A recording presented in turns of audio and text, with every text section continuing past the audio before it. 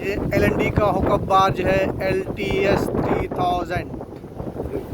वाह कितना खूबसूरत है। क्रेन कैपेसिटी कितना है इसका? 3000 मेट्रिक टन, 3000 टन।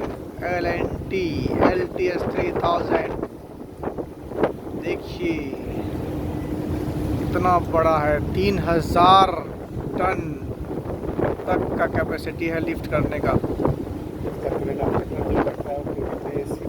अच्छा, पूरा कैमरा से लेस है।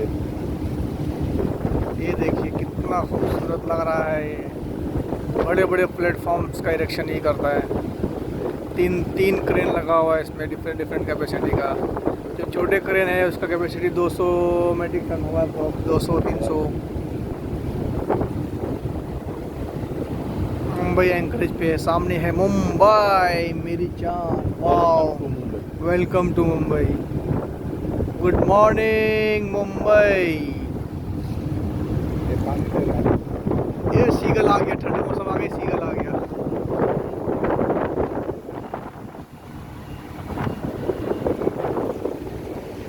क्या नज़ारा है, वाह। सीगल आ गया, ठंड के मौसम। अभी दिसंबर है, दिसंबर 13। यहाँ से देखिए, यहाँ से सामने ही दिखाई दे रहा पूरा।